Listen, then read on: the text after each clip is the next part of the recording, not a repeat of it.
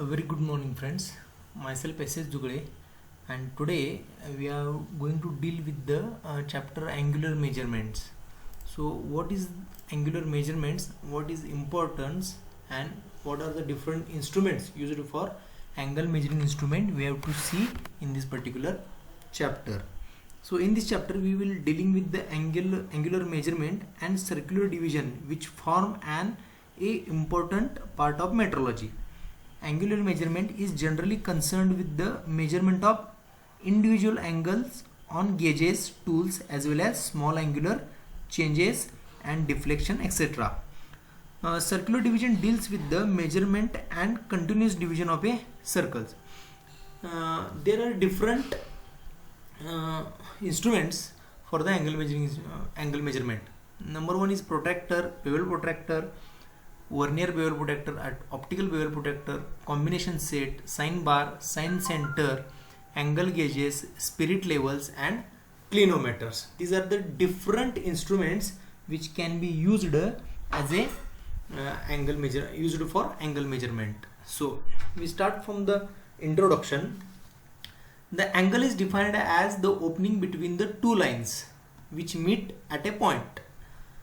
In case of circle is divided into 360 parts. Each part is called as a degree. So each degree is divided in 60 minutes and each 60 minute divided into a 60 seconds. The unit of angle derived from the theoretical consideration in the radian, defined as the angle subtended at the center of circle by the arc length equal to the radius of a circle. The general formula for converting the degrees to radians is to simply multiply the number of degrees by pi by 180. The general formula for converting from radians to degree is simply multiply the number of degrees by 180 by pi. So first of all, we have to see the general classification of angle measuring instrument. It is based on the first of all line standard angular measuring devices. It consists of protractors, universal bevel protractors. Second is phase standard angle measuring instruments. In case of phase standard, we have sign bar and sign center. Remember, in case of line standard, we have coinciding with the lines. And in case of phase standards, we have measure actually with the phase. Measurement of inclines. In case of measurement of inclines, we have spirit level and clinometer and angle comparators. In this particular angle comparators, we compare the angles and determine. So attacolometer is the device in case of angle comparators. So first instrument, that is Vernier bevel protractor. This is the simplest form of instrument to measure the angle between the two faces of the component. The main scale on the protractor is divided into degrees from 0 to 90 on each way. Look at this, 0 to 90 and 0 to 90 on each side. This is a lock nut. This is a main scale, Vernier scale. This is a blade which can be adjustable, and this particular is a body. So in case of with actual angle measurement, look at this, the working edge, the blade having lock nut, main scale, Vernier scale, and this particular stop. It is the probably simplest instrument for measuring the angle between the two faces of the component. It consists of a base plate. This is a body, consists of a base plate attached to the main body, and an adjustable blade which is attached to the circular plate containing the Vernier scale. Look at this, circular scale containing the Vernier scale. This is the blade. The adjustable blade is capable of rotating freely about the center. The adjustable blade can be freely rotated about the center, this particular center of the main scale engraved on the body of the instrument, and can be locked in any position. It can be locked in this particular position, or this, any on this particular periphery. An acute angle attachment is provided at the top as shown in figure. The purpose of measuring the actual angle is that for measuring the small angle with respect to the small measurement, the base of the base plate is made up of flat, so we can lay flat upon the work and any type of angle measured. It is capable of measuring 0 to 360 degree. A pure form of actual bevel protector look like this. This particular a magnifying lens, 0 to 90 blade, and this particular stack. Look at this, some of the applications of vernier bevel protector. Use of bevel protector for checking inside beveled face of a ground surface. Look at this. So total angle we can measure over here. This particular use of bevel protector for checking the V blocks. This particular stack is situated on here. The blade is moved and touched to the another V block surface. It will measure from overall angle. Next, use of bevel protector for measuring the actual angle. Look at this. This is the workpiece. This is the base on which workpiece is situated, and just place the blade on the workpiece to be measured. Next is that measuring the actual angle for different objects. Look at this. Object number 1. This is the angle for angle greater than 90 degree. Look at this. In third quadrant, measure in the fourth quadrant, perpendicular angle, small angle, etc. In actual practice, how it will be measured? This is a surface plate. This is a surface plate. This is a workpiece for which we have to going to measure the angle.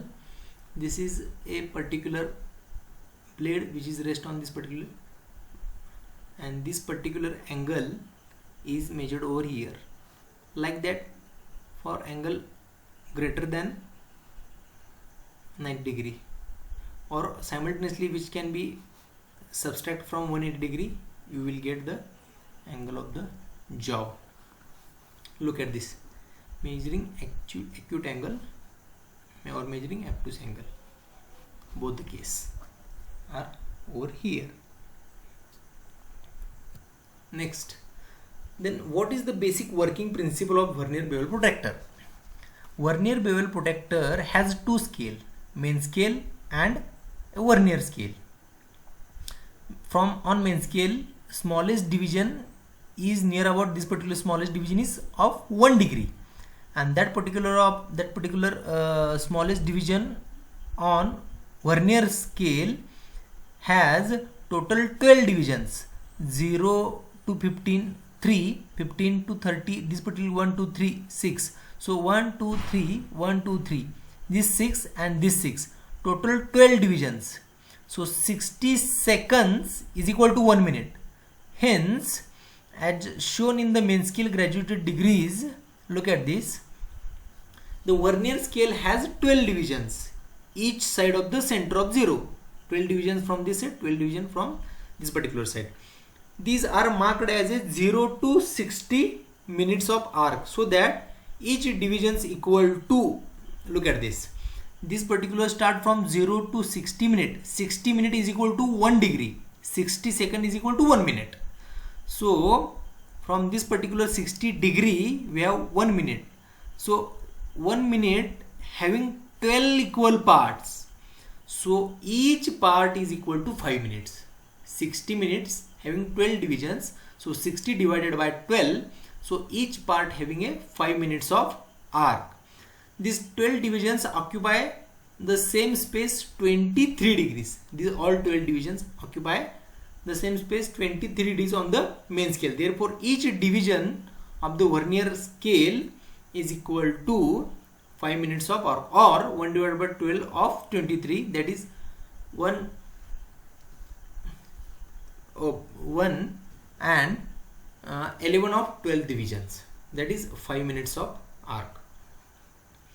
So suppose you have to measure this particular angle. Suppose take the example, look at this 0, it passes 50 and 51, so 51 degree on the main scale. Then what about the Vernier scale, which division is exactly coincide with the main scale? Which division of Vernier scale is exactly coincide with the main scale? Just check. This is 50, 51. So 51 is completed. 51 is completed on main scale. So 51 degree plus first, second, third, fourth, fifth, sixth, seventh, eighth, ninth. Ninth division of Vernier scale is coinciding with the main scale. So 9 into each division consists 5 minutes of arc. 9 into 5 is nothing but 45. So 51 degree and 45 minutes is the reading. Look at this.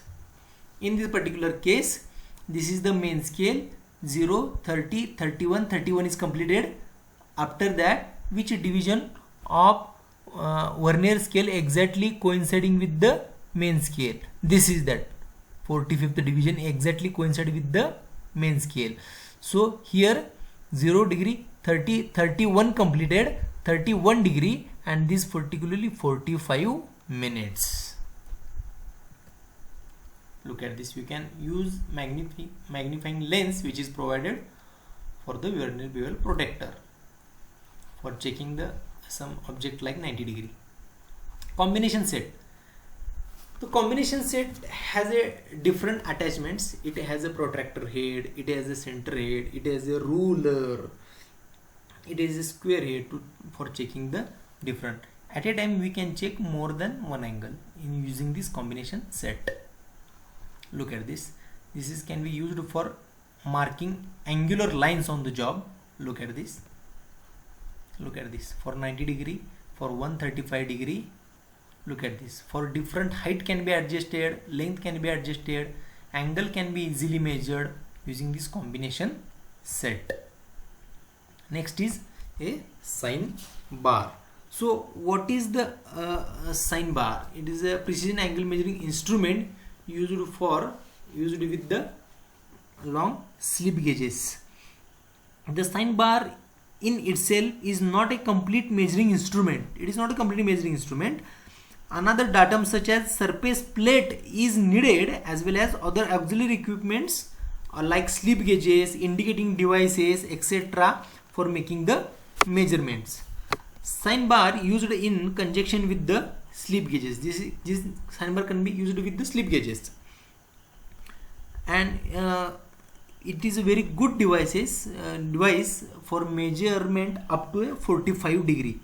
Sine bar are used either to measure angle very accurately or for locating any work to a given angle within very close limit. Sine bar are made up of high carbon steel and high chromium steel. These are made up of high carbon steel or high chromium steel. Corrosion resistance, hardened and ground and stabilized. These all phases are ground and stabilized. Two cylinders, cylinder number 1, cylinder number 2 of equal diameter are attached at the ends. The axes of two cylinders are mutually parallel to each other and also parallel to the equal distance from the upper surface of the sine bar. The distance between the two axes of the cylinders are exactly 5 inches or 10 inches in British system. Sine bar generally specified by the center distance between the two rollers. Rather it is 100 mm, rather it is a 200 mm, or rather it is a 300 mm in metric system. So how can measure the unknown angle using sine bar? So use of sine bar, locating any work to a given angle. We have know that sine of theta, this particular sine theta, this particular sine component. If you take the sine component of this theta, sine of theta is equal to h divided by L. L is nothing but center distance between the two rollers. H is equal to height of slip gauges. This unknown theta h can be found out, and any work could be set at this angle. As the top face of the sine bar is inclined at an angle theta to the surface plate, for better result, both the rollers could be placed on the slip gauges of height h1 and h2 respectively. So rather you go for the sin theta is equal to h by L, or sin theta is equal to, if you use two slip gauges, you can use sin theta is equal to h2 minus h1 divided by L. So this is the general procedure. This is the surface plate, this particular sine bar, Why these holes are provided? To reduce the weight, to reduce the stress concentration, and for easy for mounting purposes. So these particular holes are provided. The it is a physically it is a clumsy, and it is situated like that. If you want to measure this particular angle, then this angle and this angle is equal, because top surface always show a zero reading when you place the slip gauge height. These particular slip gauges are placed up to when, by using a trial error procedure, when the top surface give the exactly zero reading. So when sin theta is equal to h by L, h is equal to height of slip gauge, L is equal to center distance between the two rollers. If this case is for when workpiece is having a smaller size than that particular sine bar. If workpiece is large than that of sine bar, that is heavy component, you can use this particular. You can place sine bar on this particular in reverse direction. You can use two height gauges for reading 1 and 2. You can use two height gauges.